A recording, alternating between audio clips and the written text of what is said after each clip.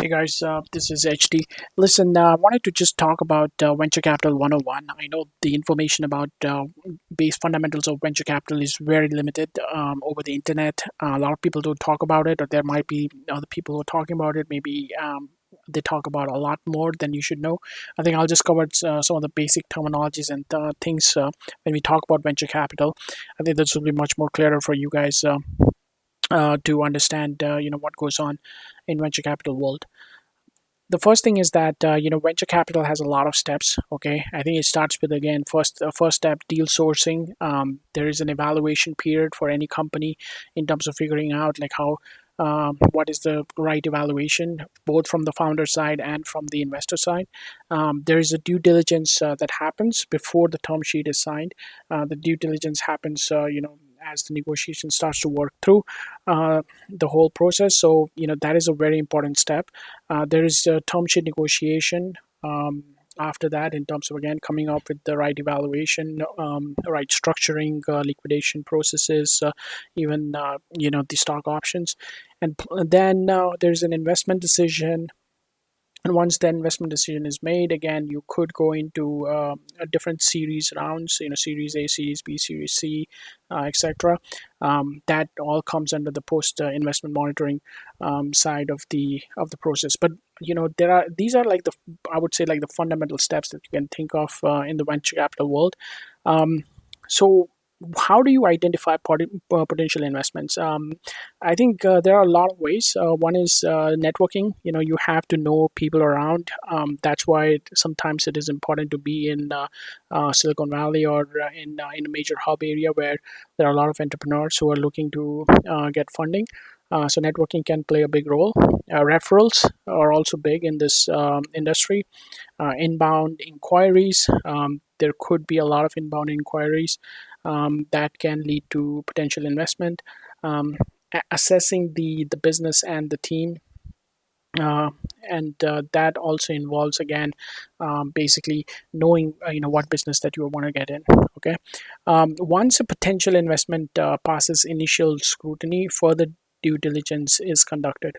Remember, due diligence is, I think, probably one of the most important steps in this whole evaluation process, because if that doesn't start off initially, and if it has a lot of problem, and someone has not done a good due diligence, the deal can have a major impact in terms of both the returns, and also the how investors could lose out a ton of money. So the due diligence is definitely a very important step. So what do you what term sheets contain? Term sheets are usually it's basically drafted after initial discussions, when both parties express interest in moving forward. Basically, it again outlines the evaluation. It may not be correct or accurate, but it may have some sort of a ballpark valuation numbers, depending on, again, what the founder and the investor thinks. There are equity stakes on it. There are governance rights, liquidation preferences. So those are, I think, probably four major things that is involved in term sheet forming of the term sheet. Due diligence happens before finalizing the term sheet, but can continue in depth after the term sheet is signed to validate assumptions and risk factors. Okay, as I said before, due diligence is very important.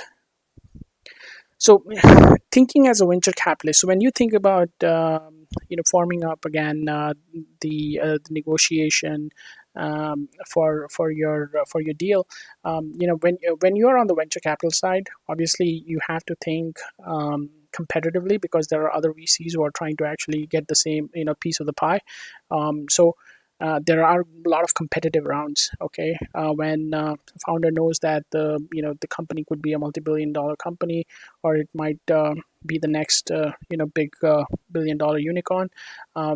They will have a lot of VCs trying to invest with them.